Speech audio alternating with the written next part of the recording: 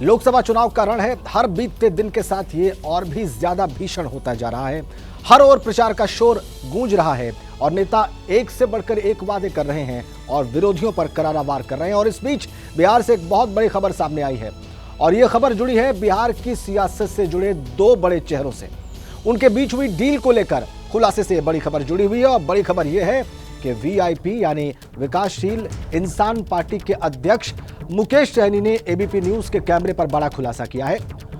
उन्होंने कहा है कि तेजस्वी ने साफ किया है कि जो डील हुई है वो विधानसभा के लिए है और इसके तहत 2025 में अगर तेजस्वी सीएम बनेंगे तो सहनी डिप्टी सीएम बनेंगे। लोकसभा चुनाव की तैयारियां चल रही है, लेकिन इस बीच बिहार की राजनीति में एक नाम उभर कर आता है मुकेश सहनी का। हालांकि ये नाम पिछले 10 साल से बिहार के अलग अलग गठबंधन में शामिल रहा है। संभव है पिछले 5 साल में आपने मुकेश सहनी का नाम ना सुना हो, लेकिन अचानक मुकेश सहनी इंडिया ब्लॉक में शामिल हुए और 3 सीटें लेने में कामयाब हुए हैं। मैं इस वक्त मुकेश सहनी का नाम या उनका जिक्र इसलिए कर रही हूँ क्योंकि मैं उनके घर में मौजूद हूँ और 3 सीटों पर भी बातचीत होगी। लेकिन सबसे पहले आपको मैं मुकेश सहनी को दिखाऊं, ये सुंदर सा घर। और ये मुकेश सहनी इन दिनों लगातार तेवर दिखा रहे हैं और जिन्होंने रैली भी की है तेजस्वी के साथ, आपने सभा भी की। बातचीत आपसे शुरुआत करूं, सबसे पहले ये सवाल कि आप एनडीए के साथ भी रहे, इंडिया ब्लॉक के साथ, मतलब महागठबंधन के साथ भी आप रहे हुए हैं।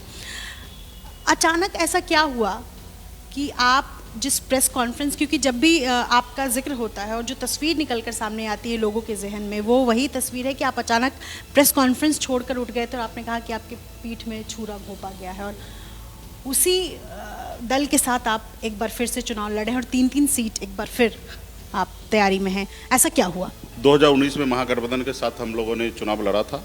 उसके बाद निर्णय लिया कि साथ में आगे 2 स्टेट इलेक्शन 2020 के लिए भी हम लोग साथ में लड़ेंगे और साथ में हम लोग काम कर रहे थे। 2020 में आपने देखा कि गठबंधन का सीट का घोषणा हुआ और उस समय में घोषणा सभी दल का होना था, सभी पार्टी का हुआ, लेकिन वीआईपी पार्टी का नहीं हुआ। मुझे वो चीज़ अच्छा नहीं लगा और मैं इमीडिएटली रिएक्ट किया इस बात पे कि हमारे साथ धोखा हुआ है और कहीं ना कहीं हमारे पीठ में खंजर भोंका गया। ऐसा क्यों लग रहा है कि आपकी ये जो डील हुई है महागठबंधन के साथ, आरजेडी के साथ, ये इस लोकसभा चुनाव के लिए नहीं बल्कि विधानसभा चुनाव के लिए हुई है, ताकि विधानसभा चुनाव में तेजस्वी अगर सीएम पद पे होते हैं तो मुकेश सहनी को प्रोजेक्ट किया जाए डिप्टी सीएम के लिए। क्या ये सच? निश्चित तौर पे, और ये अच्छा भी है ना। ये डील बुरा तो नहीं है, ये डील बुरा नहीं है। तेजस्वी जी ने तो सीधा क्लियर किया ना कि सिर्फ 2024 के लिए हम लोग गठबंधन नहीं कर रहे हैं, 2025 के लिए भी कर रहे हैं। बहुत बड़ी बात कह रहे हैं, एक्सक्लूसिव आप कह रहे हैं एबीपी न्यूज़ पर। नहीं, ये तो पहले से ही डिमांड है। हमारी पार्टी का 2020 में भी यही डिमांड था और डिप्टी सीएम आउट देने के लिए भी तैयार थे उस समय में भी, और आज भी तैयार है। इसमें कोई किंतु परंतु नहीं, इसमें 1% भी आगे पीछे नहीं है। लोकसभा चुनाव में आप इस बार 3 सीटों पर लड़ रहे हैं। सीधा सवाल तो पहला ये है कि क्या मुकेश सहनी इस बार लोकसभा चुनाव लड़ रहे हैं या नहीं? नहीं, इस बार मैंने निर्णय लिया है कि चुनाव नहीं लड़ेंगे।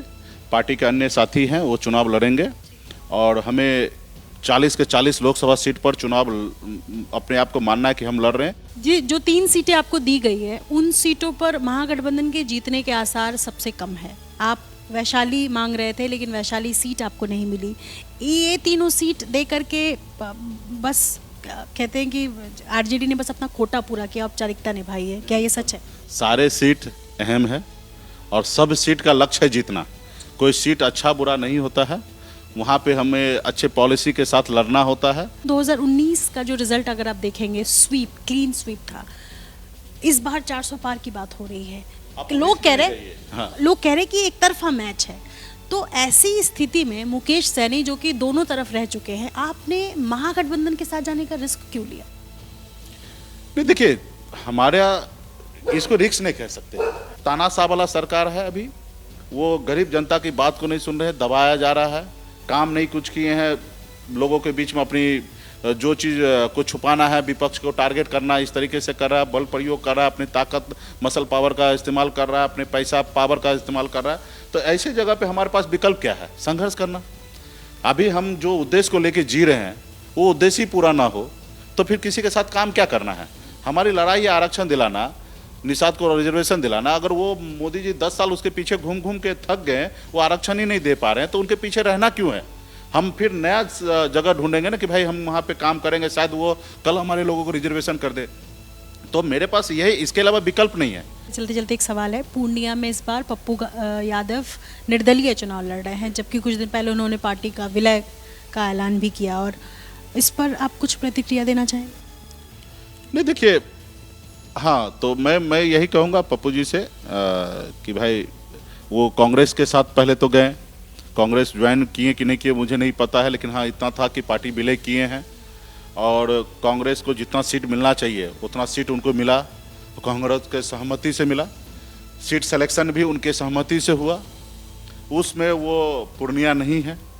तो अगर आप राहुल गांधी जी को पसंद करते हैं, प्रियंका जी को पसंद कर रहे हैं, तो आपको उनके जिताने के लिए काम कीजिए।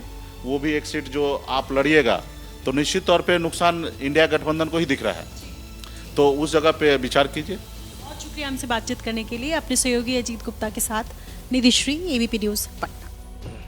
सिर्फ बिहार ही नहीं बल्कि इस वक्त सियासी पारा पूरे देश में हाई है। राजस्थान में भी राजनीतिक तापमान तेजी से बढ़ रहा है, चढ़ रहा है, और सियासी तपिश के बीच में बीजेपी के बड़े नेता और राजस्थान के खेल मंत्री राज्यवर्धन सिंह राठौड़ ने इंडिया गठबंधन और राहुल गांधी पर बड़ा हमला बोला। बड़ी खबर आप जान लीजिए, इंडिया गठबंधन में हर कोई खुद को पीएम समझता है, ये उन्होंने कहा। सिर्फ मोदी को रोकने के लिए सभी एक हुए हैं, एक साथ आए हैं। जो कांग्रेस का हाथ पकड़ता है वो खुद कमजोर हो जाता है। विपक्ष की हालत ऐसी हो गई है, अब राहुल गांधी जैसे व्यक्ति को पीएम कैंडिडेट मान रही है।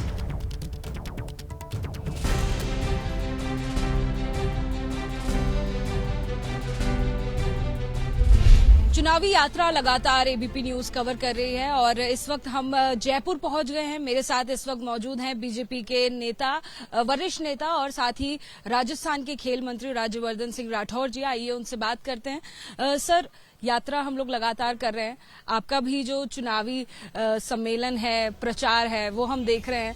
हमने देखा कि किस तरह से आप बता रहे थे कि ये कैलाश नहीं है, काशी है, इनमें हमें काशी दिखाई देते हैं, इसमें हमें राम मंदिर दिखाई देते हैं।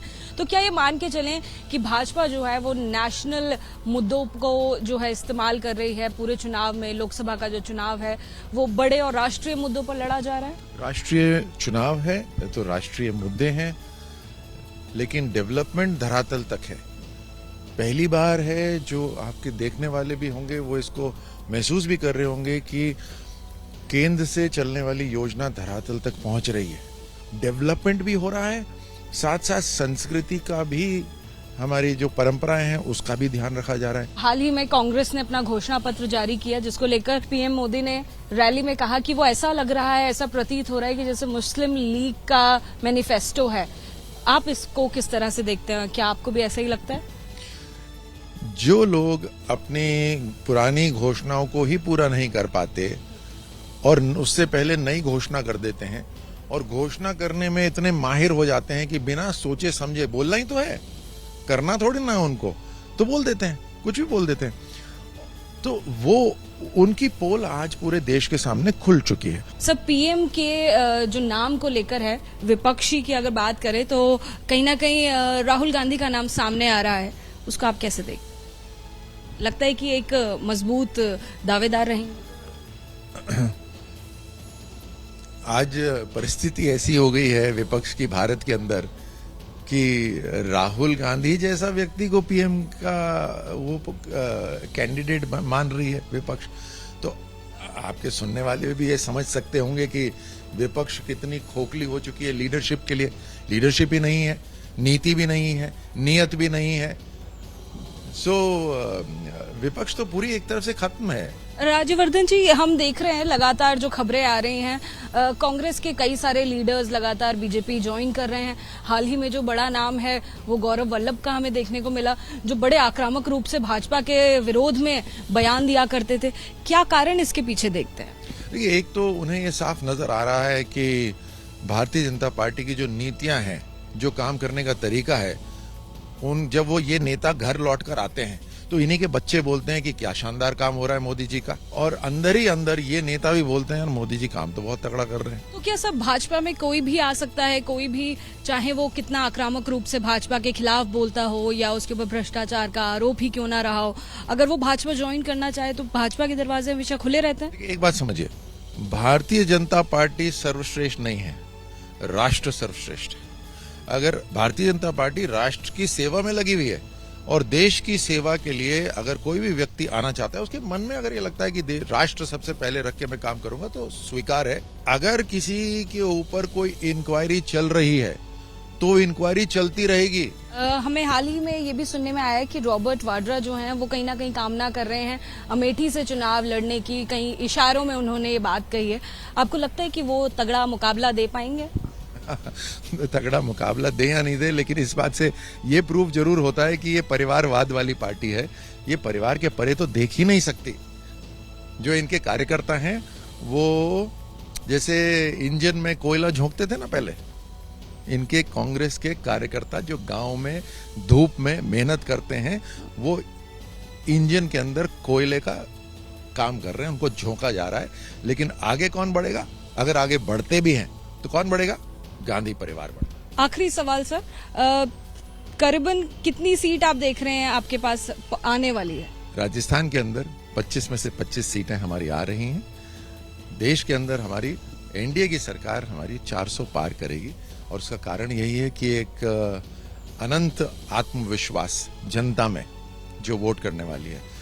कितने ही भाषण दे दो, कैसे भी भाषण दे दे विपक्ष, कैसे भी भ्रमित करने की कोशिश कर ले, लेकिन मोदी जी की जो गारंटी है कि दूर दराज में आपके इस टीवी का जो सिग्नल पहुंच रहा होगा, वहाँ जो छोटा सा परिवार है, उनका जो बेटा या बेटी है, उन्हें यकीन है कि हमें आगे बढ़ने का आशीर्वाद मोदी सरकार ही कर सकती है।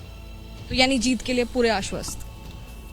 चुनाव लड़ रही है हमारी पार्टी। कॉन्फिडेंस या ओवर कॉन्फिडेंस है? ओवर कॉन्फिडेंस कभी नहीं होता। आप देखिए कितनी मेहनत करते हैं, जनता के सामने रिपोर्ट कार्ड लेके जाते हैं कि देखिए हमारा काम क्या है। अगर आपको विश्वास है, आपको लगता है कि आपके परिवार के साथ देश आगे बढ़ेगा, तो हम सेवा के लिए तैयार हैं। तो देखिए, जीत को लेकर पूरी तरह से आश्वस्त है भाजपा भी। अगर राजस्थान की बात करें तो दावा है कि 25 की 25 सीटें भाजपा लेकर आएंगे। बात करी हमने एक्सक्लूसिवली राजस्थान के खेल मंत्री राज्यवर्धन सिंह राठौड़ से, जिनका कहना है कि पूरी तरह से कड़ा मुकाबला दिया जाएगा, जिसके लिए तैयारियां तेज कर दी गई हैं। कैमरामैन भूपेंद्र रावत के साथ Ajatika Singh, ABP news, Jaipur. PM Narendra Modi का छत्तीसगढ़ और महाराष्ट्र का दौरा। दोपहर 1:30 बजे छत्तीसगढ़ के बस्तर में होगी जनसभा। शाम को 5 बजे महाराष्ट्र के चंद्रपुर में रहेगी। पीएम की रैली को लेकर बोले बीजेपी प्रदेश अध्यक्ष किरण देव। छत्तीसगढ़ में पीएम के दौरे को लेकर कार्यकर्ताओं में उत्साह। लोकसभा चुनाव में बड़े अंतर से जीत का दावा किया। छत्तीसगढ़ के बस्तर पीएम मोदी की रैली को लेकर सुरक्षा के कड़े इंतजाम किए गए हैं। शंखनाद महारैली को चप्पे चप्पे पर पुलिस की निगरानी यहां पर है। रैली में 1 लाख लोगों के जुटने की उम्मीद है। जनसभा स्थल पर 4 लेयर की सुरक्षा। प्रधानमंत्री नरेंद्र मोदी ने मध्य प्रदेश के जबलपुर में किया रोड शो। पीएम के रोड शो के दौरान बड़ी संख्या में उमड़ी भीड़। प्रधानमंत्री मोदी की एक झलक देखने के लिए उत्सुक दिखे पार्टी के कार्यकर्ता और आम लोग। जबलपुर में कटंगा तिराहे से शुरू हुआ पीएम मोदी का रोड शो। प्रधानमंत्री मोदी ने खुली जीप में सवार होकर जबलपुर शहर में किया रोड शो। पीएम के साथ मुख्यमंत्री मोहन यादव भी मौजूद रहे। जबलपुर में पीएम मोदी के रोड शो के दौरान जोश में दिखे कार्यकर्ता। पार्टी कार्यकर्ताओं ने लगाए पीएम नरेंद्र मोदी के नाम के नारे। लोगों ने अपने घरों की छत से फूल बरसाए। जबलपुर के रोड शो के जरिए पीएम मोदी ने मध्य प्रदेश में चुनाव प्रचार अभियान का किया आगाज। मोदी के रोड शो को लेकर बीजेपी का दावा। रोड शो में 50,000 लोगों के शामिल होने की कही जा रही बात। प्रधानमंत्री मोदी के जबलपुर में हुए रोड शो को लेकर बोले मुख्यमंत्री मोहन यादव। कहा प्रधानमंत्री मोदी का हृदय से हूं आभारी। मध्य प्रदेश सरकार की ओर से प्रधानमंत्री मोदी का आभार जताया। प्रधानमंत्री मोदी ने पश्चिम बंगाल के जलपाईगुड़ी में की जनसभा। 30 मिनट की स्पीच के दौरान पीएम मोदी ने टीएमसी और कांग्रेस पर निशाना साधा। करप्शन के बहाने भी विरोधियों को पीएम मोदी ने घेरा। जलपाईगुड़ी की जनसभा में प्रधानमंत्री नरेंद्र मोदी ने कहा भ्रष्ट नेताओं को बचाना चाहती है टीएमसी। भ्रष्टाचार और हिंसा की खुली छूट, इसलिए पश्चिम बंगाल में केंद्रीय एजेंसियों पर हो रहे हैं हमले। जलपाईगुड़ी की रैली में टीएमसी पर गरजे पीएम मोदी, कहा पश्चिम बंगाल में कायम है टीएमसी का सिंडिकेट राज, सिर्फ अपने भ्रष्ट नेताओं को बचाने में दिलचस्पी रखती है टीएमसी।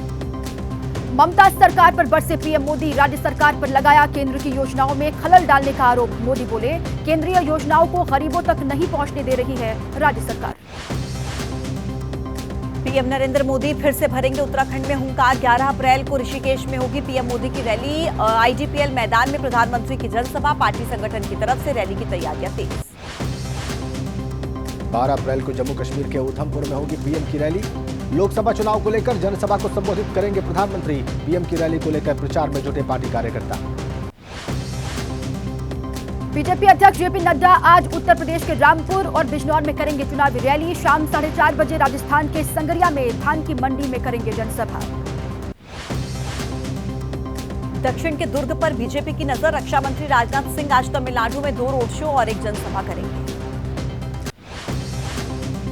कांग्रेस नेता राहुल गांधी आज मध्य प्रदेश में 2 जनसभाओं को करेंगे संबोधित। दोपहर 2 बजे सिवनी और शाम 4 बजे शहडोल में करेंगे चुनावी सभा। आज महाराष्ट्र दौरे पर यूपी के सीएम योगी आदित्यनाथ वर्धा, भंडारा, नागपुर में करेंगे जनसभा। दिल्ली के पार्टी मुख्यालय में आज आम आदमी पार्टी लॉन्च करेगी लोकसभा चुनाव का कैंपेन। केजरीवाल की गिरफ्तारी के बाद बदले चुनावी समीकरणों पर होगा फोकस। चुनावी कैंपेन लॉन्च करने से पहले आप नेता संजय सिंह करेंगे प्रेस कॉन्फ्रेंस। सुबह 10 बजे पार्टी कार्यालय में मीडिया के सामने रखेंगे अपनी बात। संजय निरुपम आज सुबह 10:30 बजे प्रेस कॉन्फ्रेंस करके आगे की रणनीतियों का कर सकते हैं खुलासा। पार्टी विरोधी बयानों के कारण कांग्रेस ने 6 साल के लिए पार्टी से बाहर निकाला है। एबीपी न्यूज पर मुकेश सहनी का बड़ा खुलासा। कहा, लोकसभा के साथ साथ विधानसभा के लिए है गठबंधन की डील। चुनाव जीते तो तेजस्वी सीएम और मैं बनूंगा डिप्टी सीएम। राजस्थान के खेल मंत्री राज्यवर्धन सिंह राठौर पर कांग्रेस पर जोरदार हमला। कहा, जो कांग्रेस का हाथ पकड़ता है वो खुद हो जाता है कमजोर। राजस्थान में कांग्रेस ने भारत आदिवासी पार्टी के साथ गठबंधन का ऐलान किया है। बीएपी के लिए 1 लोकसभा और विधानसभा उपचुनाव की 1 सीट छोड़ी। आज टीएमसी का 10 सदस्यीय प्रतिनिधिमंडल पहुंचेगा चुनाव आयोग। शाम को 4 बजे आयोग की फुल बेंच से करेगा मुलाकात। छिंदवाड़ा के किले को ध्वस्त करने में जुटी बीजेपी। आज शिवराज सिंह कई जगहों पर करेंगे जनसभाएं। होशंगाबाद में भी जाएंगे शिवराज। आरजेडी के कुछ नेता आज थाम सकते हैं जेडीयू का दामन। बिहार सरकार में मंत्री विजय चौधरी और जेडीयू के प्रदेश अध्यक्ष उमेश कुशवाहा आज दोपहर 1 बजे करेंगे पीसी। तमिलनाडु में बीजेपी ने लगाया जोर। तिरुचिरापल्ली में जेपी नड्डा ने किया रोड शो। रोड शो के दौरान दिखी भारी भीड़। राजनीतिक रणनीतिकार प्रशांत किशोर का कांग्रेस को सुझाव। कहा, अगर कांग्रेस को लोकसभा चुनाव में नहीं मिलते हैं अच्छे नतीजे तो राहुल गांधी को अपने कदम पीछे खींचने पर करना चाहिए विचार। बीजेपी के प्रदर्शन को लेकर प्रशांत किशोर का अनुमान। कहा, विपक्ष ने मौका गंवाया। दक्षिण और पूर्वी भारत में बढ़ेगी बीजेपी की सीट। तेजस्वी का नीतीश कुमार पर हमला। कहा, नीतीश कुमार का पीएम मोदी का पैर छूते एक चित्र देखा, हमें बहुत बुरा लगा। जांच एजेंसियों के हवाले से तेजस्वी यादव का पीएम मोदी पर प्रहार। पूछा, प्रधानमंत्री बताएं कि बीजेपी नेताओं के घर क्यों नहीं पड़ते छापे।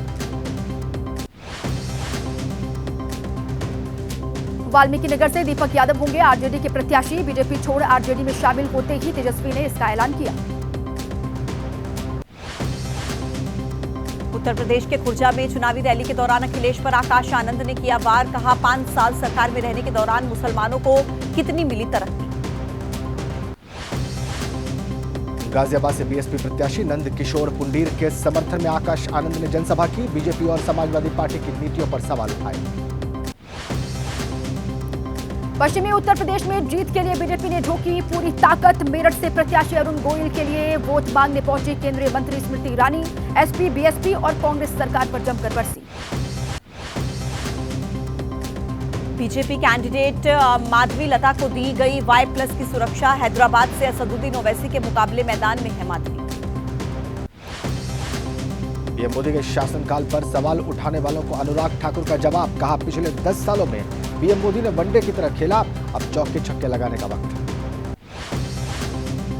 राजस्थान के झुंझुनू में जनसभा के दौरान बोले राजनाथ सिंह, कहा कांग्रेस और करप्शन दोनों का एक ही रूप है।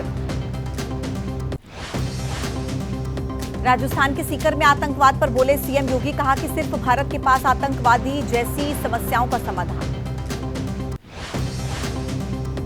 ममता बनर्जी पर पश्चिम बंगाल बीजेपी अध्यक्ष सुकांता मजूमदार का निशाना, कहा जनाधार के साथ साथ अपनी मानसिक स्थिरता खो रही हैं दीदी। उत्तर प्रदेश के डिप्टी सीएम केशव प्रसाद मौर्य ने यूपी की सभी सीटों पर जीत का दावा किया है। समाजवादी पार्टी को बताया समाजवादी पार्टी। कश्मीर घाटी की 3 सीटों के लिए पीडीपी ने किया उम्मीदवारों का ऐलान। अनंतनाग से महबूबा मुफ्ती लड़ेंगी चुनाव। कांग्रेस के घोषणा पत्र के हवाले से पीएम मोदी पर अशोक गहलोत का तंज, कहा आलोचना के लिए नहीं मिल रहे शब्द, इसलिए निकाला मुस्लिम लीग का जुमला। गोरखपुर से समाजवादी पार्टी की प्रत्याशी काजल निषाद को आया हार्ट अटैक, लखनऊ रेफर किया गया। पति संजय निषाद ने पुष्टि की। पश्चिम बंगाल के मेदिनीपुर में अभिषेक बनर्जी ने किया रोड शो। टीएमसी प्रत्याशी दीपक अधिकारी के समर्थन में वोट मांगा। तमिलनाडु के श्रीपेरुम्बदूर में एमएनएम प्रमुख कमल हसन ने किया रोड शो। डीएम के कैंडिडेट के लिए लोगों से समर्थन मांगा। दिल्ली विधानसभा का विशेष सत्र आज भी रहेगा जारी। सुबह 11 बजे शुरू होगी कार्यवाही। स्वास्थ्य सेवाओं को लेकर बुलाया गया है दिल्ली विधानसभा का विशेष सत्र। आप नेता संजय सिंह ने बीजेपी को बताया आजादी के बाद की सबसे भ्रष्ट पार्टी। इलेक्टोरल बॉन्ड पर मांगा जवाब। रवि किशन ने विपक्ष को ईडी सीबीआई पर घेरा, कहा जांच एजेंसी वहीं जाती हैं जहां करप्शन के मिलते हैं सबूत। दिल्ली सरकार में मंत्री आतिशी का बीजेपी पर तंज, कहा अगर मनीष सिसोदिया बीजेपी में हो जाएं शामिल तो जेल से उनको मुक्ति मिल जाएगी। गाजीपुर में मुख्तार के घर जाकर परिवारजनों से मिले अखिलेश। जेल में मौत पर सवाल उठाए, कहा सुप्रीम कोर्ट के सिटिंग जज की अगुवाई में जांच होगी तभी सच्चाई सामने आई। मुख्तार की मौत के सवाल पर दारा सिंह चौहान ने जवाब दिया, कहा जेल में जहर जैसे आरोप पूरी तरह से बेबुनियाद, चल रही है मामले की न्यायिक जांच। यूपी सरकार में मंत्री गुलाब देवी ने अखिलेश यादव पर निशाना साधा। उन्होंने कहा कि दुर्दांत अपराधियों को बढ़ावा देने वालों को कोई कैसे दे सकता है वोट। यूपी के खुर्जा में चुनावी रैली के दौरान अखिलेश पर आकाश आनंद ने किया वार, कहा 5 साल सरकार में रहने के दौरान मुसलमानों को कितनी तरक्की मिली। बंगाल के भूपति नगर से टीएमसी नेता की गिरफ्तारी पर सियासत तेज। गिरफ्तार नेता मोनी जना के परिजनों से मिले टीएमसी नेता कुणाल घोष। केंद्रीय मंत्री अर्जुन मुंडा ने लॉकेट चटर्जी की गाड़ी पर हमले की निंदा की है। उन्होंने कहा राजनीतिक प्रतिद्वंदिता के कारण हमला बेहद निंदनीय है। सीएए के खिलाफ दाखिल याचिकाओं पर आज सुप्रीम कोर्ट में सुनवाई। दाखिल की गई 20 याचिकाओं में सीएए कानून पर रोक लगाने की मांग। सुप्रीम कोर्ट की 3 सदस्यीय बेंच कर रही है मामले की सुनवाई।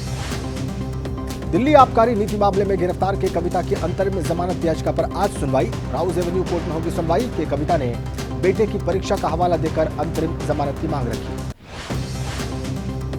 दिल्ली के सीएम अरविंद केजरीवाल की गिरफ्तारी के बाद अब उन्हें सीएम पद से हटाने की भी मांग तेज। दिल्ली हाईकोर्ट में दाखिल की गई है याचिका। आज इस पर सुनवाई होगी। आपके पूर्व विधायक की तरफ से दाखिल की गई थी याचिका। जौनपुर के पूर्व सांसद धनंजय सिंह की याचिका पर इलाहाबाद हाईकोर्ट में सुनवाई। आज एमपी एमएलए कोर्ट से मिली सजा के खिलाफ दाखिल की गई है क्रिमिनल अपील। राहत नहीं मिली तो नहीं लड़ पाएंगे लोकसभा चुनाव। गढ़चिरौली में 2 महिला नक्सली समेत 3 गिरफ्तार। दोनों महिला नक्सलियों पर था 2-2 लाख रुपए का इनाम। महाराष्ट्र छत्तीसगढ़ सीमा के पास से हुई गिरफ्तारी। मुरादाबाद में पकड़ी गई नकली शराब बनाने की फैक्ट्री। एक घर के अंदर चल रहा था शराब बनाने का धंधा। पुलिस और एसओजी टीम की संयुक्त कार्रवाई के दौरान हुआ खुलासा। दरभंगा में 6 साल पहले गायब हुई लड़की बरामद। ससुराल से 2 बच्चों के साथ पुलिस ने की बरामदगी। लड़की के प्रेमी से की भी गिरफ्तारी। घटना के बारे में पूछताछ कर रही है पुलिस। बिहार के भागलपुर में नगर निगम और परिसर में लगी आग। देखते ही देखते नगर निगम परिसर की गाड़ियों तक आग पहुंच गई। फायर ब्रिगेड ने काफी मशक्कत के बाद आग पर काबू पाया। जम्मू के कठुआ में भीषण सड़क हादसा। तेज रफ्तार बस ने करीब 9 गाड़ियों को टक्कर मारी। 1 की मौत, कई घायल। भागलपुर में हुए हादसे के दौरान नगर निगम परिसर में खड़े 2 बड़े कूड़ा वाहन जलकर खाक हुए। नगर निगम की संपत्ति को नुकसान पहुंचा। शॉर्ट सर्किट से आग लगने की आशंका, जांच के बाद साफ होगी तस्वीर।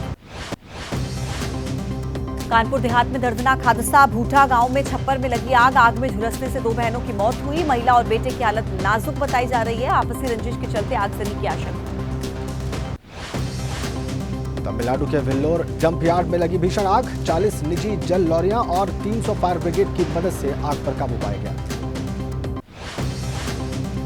यूपी के नोएडा में कार्डबोर्ड से लदे ट्रक में आग लगी। कड़ी मशक्कत के बाद आग पर काबू पा लिया गया। नोएडा के जीआईपी मॉल स्थित वाटर पार्क में हादसा। स्लाइडिंग करते वक्त एक युवक की मौत। अपने 4 दोस्तों के साथ वाटर पार्क घूमने आया था धनंजय। मामले की जांच में जुटी पुलिस। नोएडा में हुए हादसे को लेकर मृतक धनंजय के परिवार का बयान। समय रहते नहीं मिल पाई मदद। व्हीलचेयर आने में भी लगा 20 मिनट का वक्त। मॉल की एम्बुलेंस में ऑक्सीजन मास्क और फर्स्ट एड भी नहीं मिला। भारतीय सेना में एकीकरण प्रयासों को बढ़ावा देने और सुधार लाने के उद्देश्य से आज दिल्ली में पहला त्रिसेवा सम्मेलन chief of defence staff general Anil Chauhan करेंगे अध्यक्षता।